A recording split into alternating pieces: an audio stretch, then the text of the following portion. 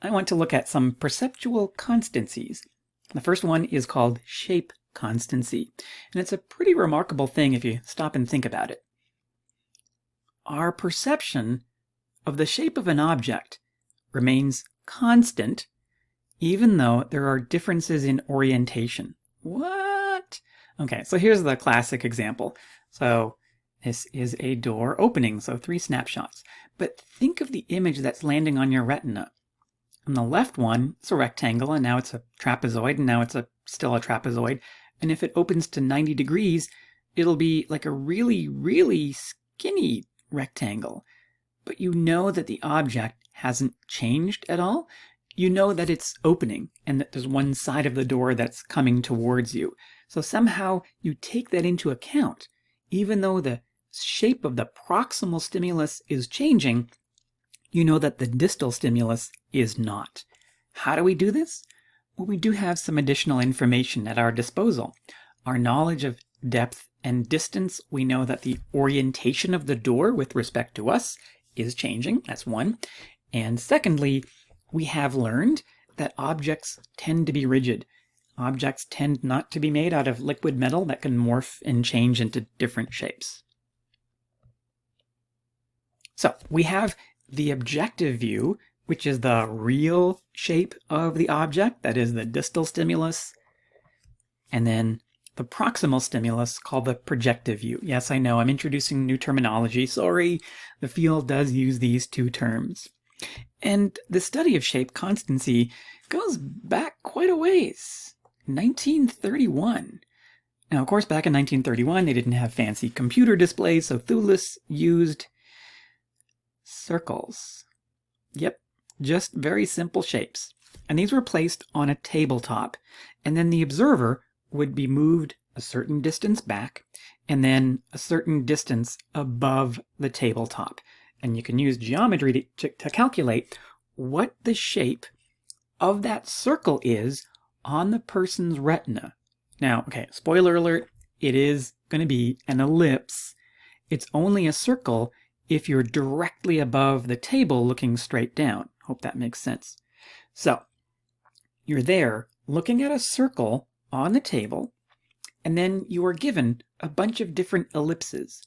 And your task is to point to the ellipse that matches the shape of that circle on your retina. Can you do it? Okay, so we're going to try it. Okay, it's tough because I miss the before times when we were in person. Okay, so I want you to pick a cup. Pick any cup. It doesn't matter which cup you pick. Which cup, and I can read your mind. I know which cup it's the striped cup, isn't it? It is. It is. Okay, so do you all agree that the mouth of this mug is a perfect circle in the real world? Okay, I see hands. Everybody agrees. Excellent. I think I'm losing my mind. Okay, now here's a circle. Do you agree that this is a circle? No, I'm not tricking you. Okay.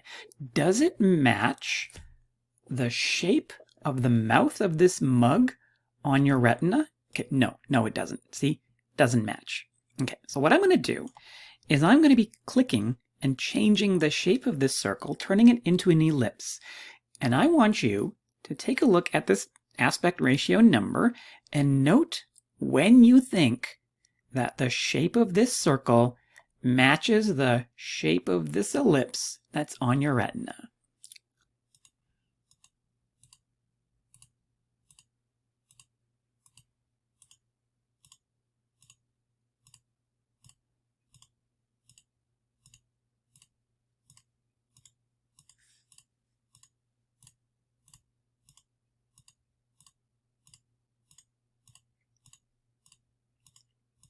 Did I go too far? Okay, I did. Okay.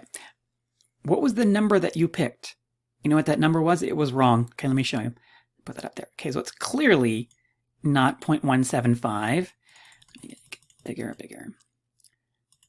Is that a good 425? No, I think this is a good match. Now, it's a different size. Yes. But is the shape the same? 0.4. The correct answer was 0.4. Do you want to? No, going too far. 0.4? Might even want to argue for 375. Is that what you picked? No, it wasn't. You got it wrong. Let's go back to Thulis now. What happened to his observers? They were always wrong.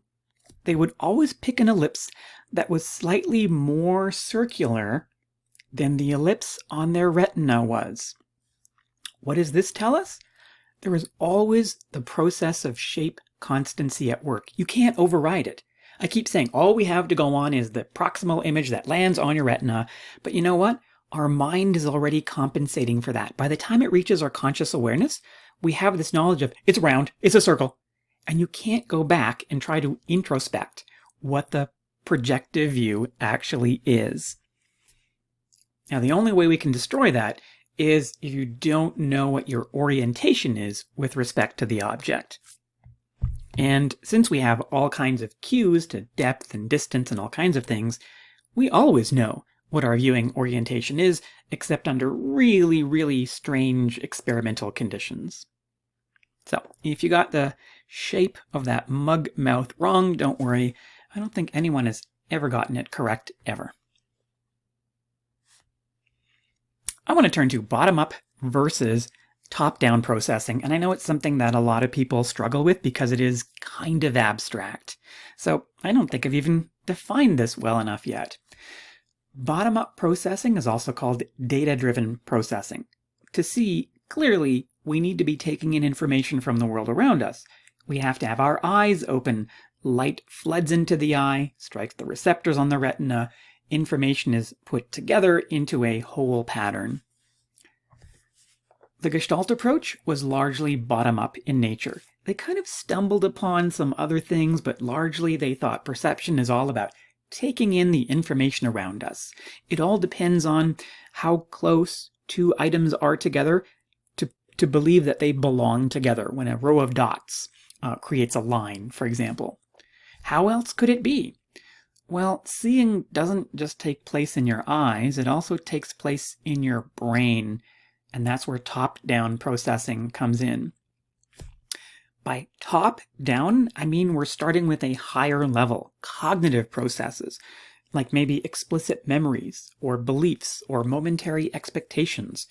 And this can come in to fill in missing information, potentially, if there's an ambiguous stimulus. Well, you might have some experience with that in the past, so you know what it is. Well, you're knowing more than you're seeing. For top-down processing, it may tell us where to look. And of course, that makes me think of playing hide and seek. Now, when you play hide and seek, you close your eyes, you count to 10,000, and your friends go and hide. And then you open your eyes and you try to find your friends. Now, you do this by gathering information around you. That's bottom-up processing. But that's not very intelligent.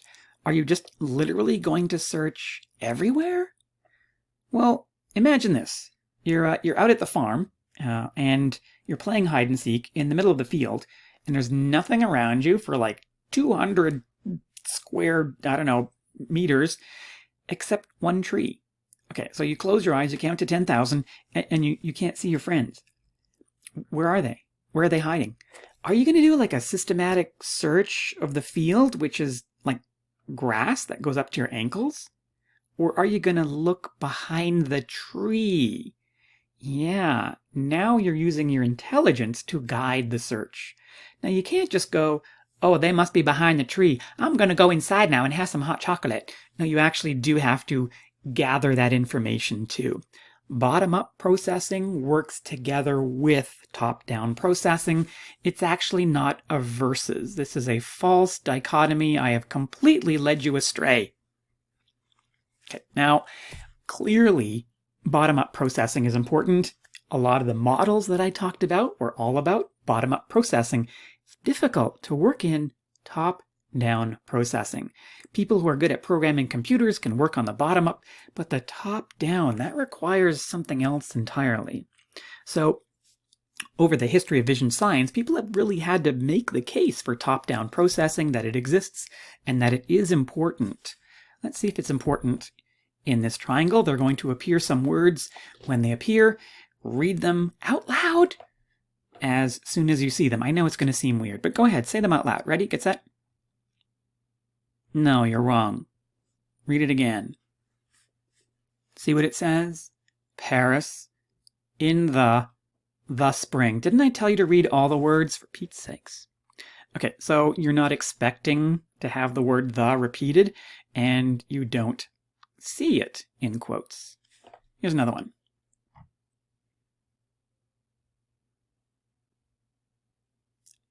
Okay, some people are going to have to pause this and read this several times. We're going to move on. I can't wait for you people.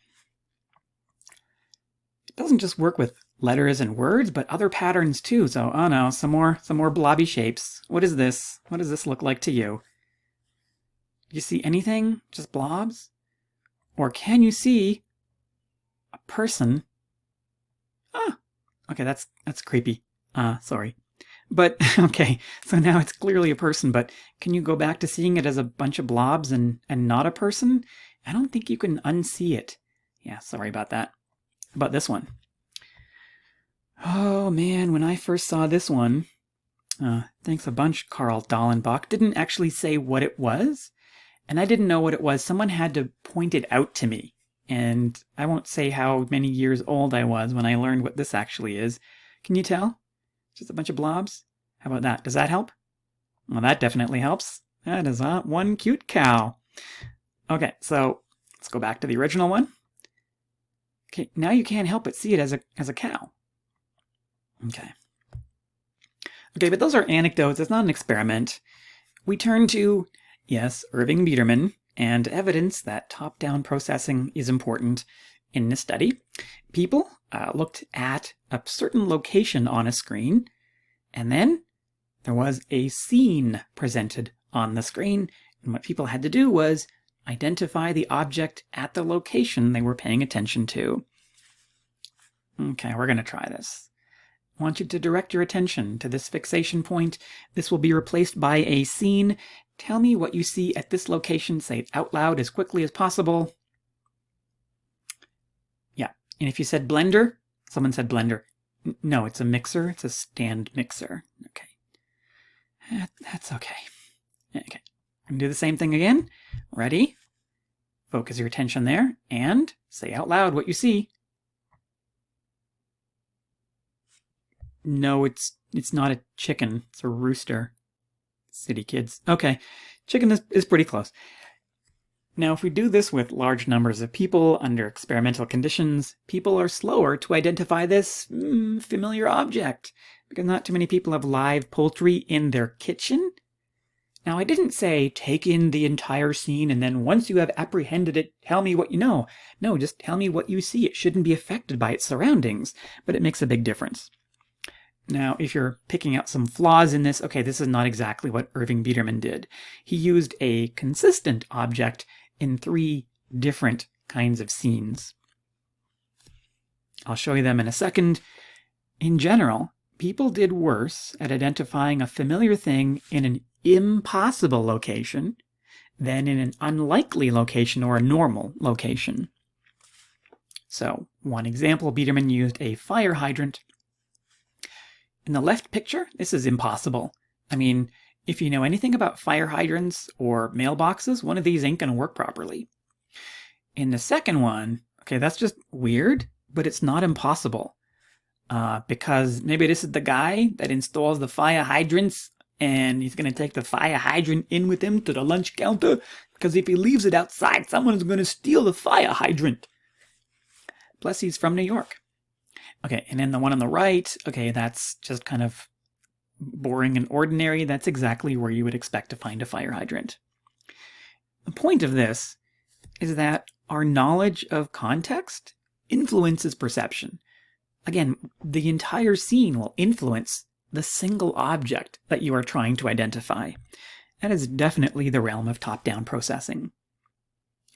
There's another phenomenon called perceptual priming. In this case, your previous experience, either from a long time ago or even just a few moments ago, affects your ability to identify an object or what you perceive. So, for example, if you were to see the word boat, it will speed up your processing of the word goat for a little while afterwards. I can also do it with pictures, too. Oh, what's that? Well, of course, that's a fish. What it could do is gradually strip away parts of it until there's really almost nothing left. And if I were to have shown this to you initially and asked, what is it? You'd go, I don't know. Is it a goat? No, it's not a goat. But having seen the fish, it's trivial. You still see the fish, don't you? Yeah, you're filling it in because of your previous experience.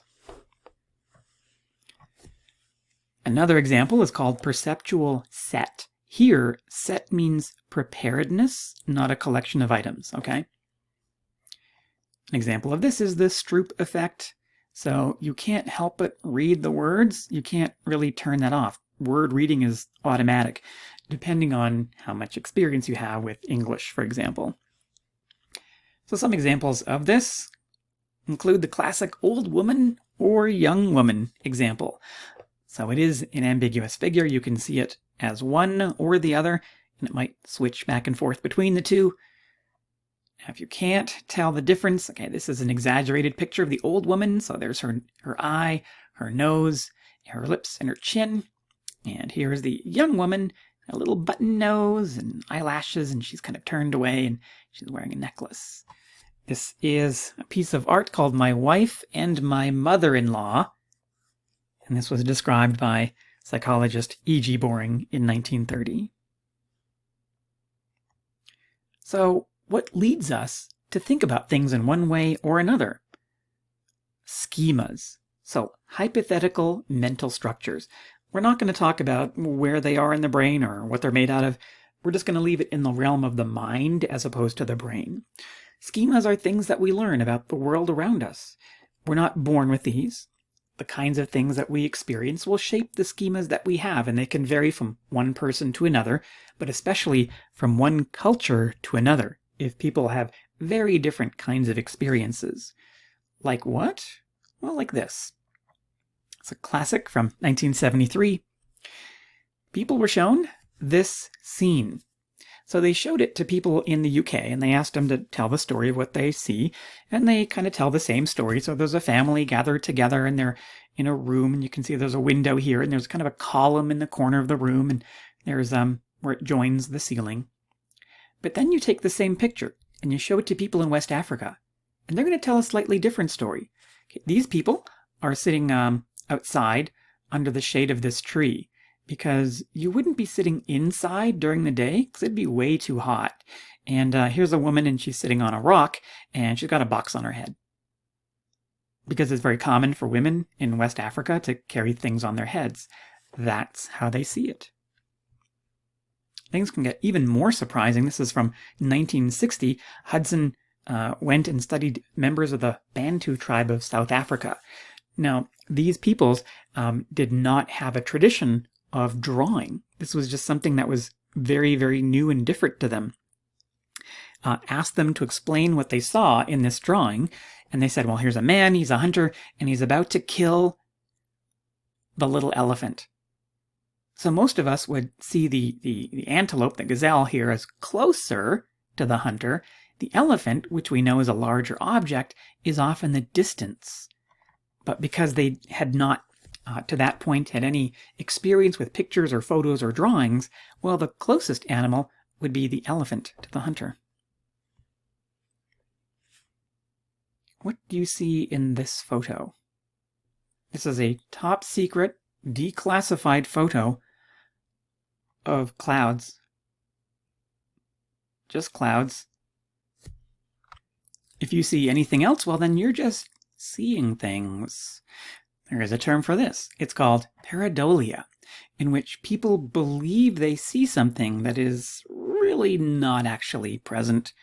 One of my favorite examples is Mother Teresa's face in a cinnamon bun. It's uncanny, isn't it? So I think the message that Mother Teresa is sending us from beyond the grave is, enjoy your breakfast. Or how about this? How about the face on Mars? That's scary. Martians look like us, and they built immense structures that looked like their faces. So what we see on the left is what the 1976 Viking probe saw, and here's what it looked like in 1998. I don't see any face there. Do you think the one on the left just could have been a trick of the light? Possibly, like just the light hitting it in just the right or kind of wrong way? Okay, I've actually got a flyover of this mountain called Cydonia Mensa. Have a look at that and see if you can actually see a face there.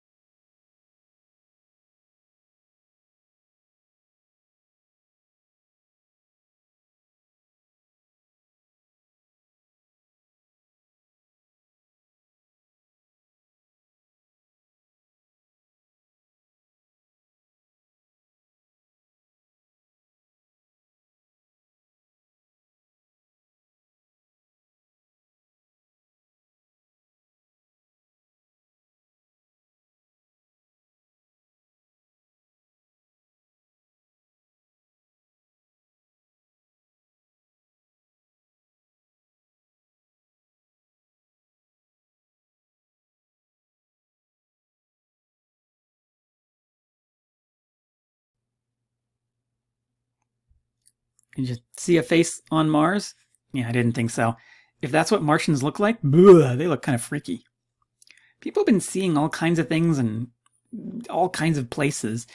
In 1954, there were Canadian banknotes that were released called the Devil's Head. Oh, what you mean? That's the Queen. She hasn't got a devil's head. Okay, but look closely. Oh my gosh, I'm going to have to draw here just to highlight it in case you can't see it. I'm going to get my pen out. It's the devil. The devil's face is hiding in the hair of Her Majesty. It has its ugly eyes. And it's got a grinning face here. Oh, look at that. Oh, that's quite scary.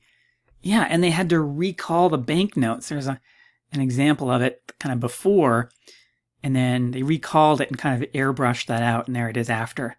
Okay, good. No more devil's head in the Queen's hair. That's quite a relief. Do you think they really put a devil's head in the Queen's hair? Like, what's the point of that? Why would you even do that? Now, of course, projective tests, like the famous Rorschach inkblot test, use this where there is an apparently ambiguous image. Wait a minute, that's not ambiguous. An apparently ambiguous image that people will tell you what they see, and this is a way of seeing into their unconscious mind. Yeah, I don't know about that. Cartoon time.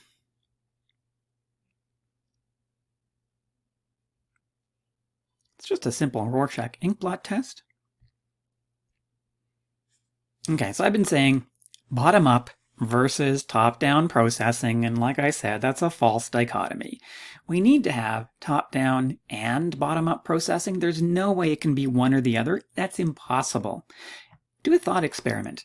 If perception were only top-down, you would only see what you expect to see, even if it differs from reality. And I'm thinking of the Roadrunner and the Coyote cartoons. When the coyote goes off the edge of the cliff and he's hanging there in space and he's perfectly fine until he realizes there's nothing below him, and then down he goes.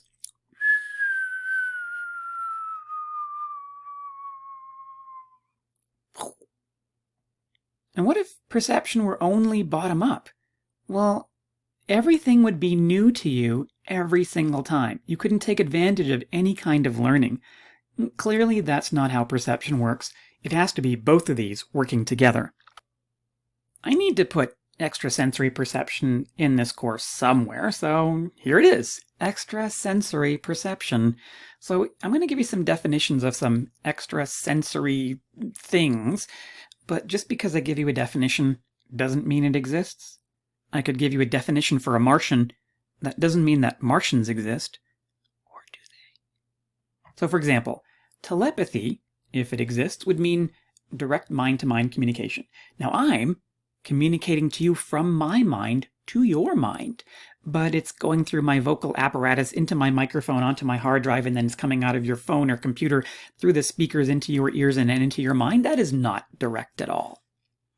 If the lectures were telepathic, they'd work something like this. Exactly. Clairvoyance means seeing things that are beyond the range of human vision. Like I see in England, it's night. And right now, that's actually true. It's dark. It's dark in London, England. Right now, it is dark there. Is that impressive? No, it's not. Precognition means knowing things before they happen, okay? So it's seeing into the future, and it's not just guessing. Not like tomorrow morning, I see at 6:45 a.m., I see in Edmonton, I see the sun will rise. Thank you very much. And then, I don't know if these are perceptual, so I'll throw them in anyway. Telekinesis or psychokinesis. And no, I don't know if there's a difference between the two, but it's like moving objects with your mind. There's a bit of a timeline for ESP phenomena. In 1889, the term parapsychology was coined, meaning the scientific study of phenomena produced by living beings that cannot be explained by known scientific laws and forces. Okay, and back then this was kind of a legitimate field of study. Picked up a lot of steam through the 1930s when a biologist named J.B. Rhine set up a scientific laboratory dedicated to psi research. Psi is, of course, the cool abbreviation for parapsychology. Worked together with his associate, Carl Zener, to develop the Zener card set. So it's a set of 25 cards. There are 5 of each of these. They're randomly shuffled. And then one person, the sender, will look at the card and try to send it psychically to the other person in another room called the receiver, who is going to try to guess. And the beauty about this is that if you are just guessing, you've got a 1 in 5 chance overall of getting these right. Research kind of petered out, but in 1979, there was the Princeton Engineering Anomalies Lab. If people thought that, I seem to have an effect on machines. I have weird things that happen. Well, they can study those kinds of things. 1995, CIA finally disclosed Project Stargate. They spent $20 million on a psychic spying program in which people would spy on the Russians by sitting in a room in the U.S. and concentrating. I note, it produced no results. That's too bad. I wish they would have spent that $20 million on actual Stargates. That would have been cool. Now, when it comes to ESP, there are a lot of anecdotes. There isn't so much actual, real, hard evidence. The plural of anecdotes is not data. A lot of people turn to Nostradamus, who wrote ambiguous prophecies as quatrains, which were pretty vague, and really only after something happened would people go, oh, that's what he was writing about. In the future, there will be one great thing made up of many smaller individual things. Oh my gosh, he was so right. He was right about, the rise of cities, great cities made up of many individuals. Or wait, he was talking about the internet, one great global computer network made up of many computers. Or I know he's talking about pizza, one delicious food item made up of many delicious ingredients. He's talking about anything. It could be anything. It's so vague. About 41% of the population believes in some form of ESP, although I have to point out the proportion of people who believe that Elvis is still alive is falling. And let's turn to some actual evidence. So studies published by Rhine and his colleagues. 27 of 33 were statistically significant. Whoa. That's peer-reviewed, scientific, published evidence in, well, most of them, that there is something greater than chance. Yeah, but there were some methodological problems. There was no precautions against cheating, and people can cheat even if they don't realize it. So someone is looking at these Zener cards, and if they look at squiggly lines, they might go, and the person who's guessing them might hear that and not consciously realize, but all they know is that when they say squiggly lines, when the sender goes, they get it correct. So there can be all kinds of unconscious things happening.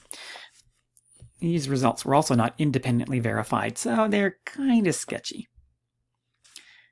Let's turn ahead to this study led by Richard Wiseman, a story that was in the tabloids in the UK about JT, the psychic dog. JT would run to the window whenever his owner decided to come home. Not when she's pulling up, not when she's at the door, when she's like out at the market and she just decides, I'm going to come home now. At that point, JT would run to the window. So they did 4 experiments. They videotaped the dog. Okay, so the person there would not have any influence, just a videotape. And then they had the owner go about her day and decide to return home spontaneously and note the time, or they would page her and say, okay, come home now. Now, in looking at the videotapes, JT went to the window a lot. JT would look at cats and children and passing cars. Out of all the times, JT went to the window once at the right time. Only one time, and that was not statistically significant. And when JT did go to the window at about the right time, then immediately left to the window, went out into the garden, and vomited. What does that mean? I don't know. It's not ESP, that's for sure. A lot of people who want to believe in this will point to certain studies like this one in 1975. In this study, using a computer to generate a 100-item list of numbers, the numbers 1 through 5, they then put it in a sealed envelope. They then gave this sealed envelope to participants and asked them to guess the numbers. So, okay, here's a sheet of paper, it's blank. Just write down the numbers 1, 2, 3, 4, or 5. Here's the independent variable. One group was told that ESP ability is harmful in that it will not help you guess what's on a computer's mind. Okay, whatever. So looking at their correct rate, it's 19.49%. The other group was told that ESP was beneficial. It's a piece of cake for people with their natural latent ESP abilities to read the mind of a computer. It's trivial. That bumped up the response to a whopping 20.66% correct. I want to point out that random chance is 20.00% correct. Now, this difference did turn out to be statistically significant, and it did get published, but it was published with experiment number 2 in the same paper, in which the replication was not significant. Sometimes, just by random chance, you might get results that are technically statistically significant. And even if they are statistically significant, look at the effect size. It's vanishingly small. In 1986, a newspaper journalist went to the National Enquirer and the predictions made by professional psychics through a number of years. They would do this for their sort of first of the year issue, predicting things that were about to happen. Again, these are professional psychics, and through these years, over 486 predictions were examined. Only 2 came true, for a 0.41% accuracy rate. James Randi is an illusionist who has set up a foundation. If you can go to his lab, which is actually a barn behind his house, and demonstrate some psychic phenomena to his satisfaction, you'll walk away with over $1.1 million. And so far, a few people have tried, but no one has walked away with the money.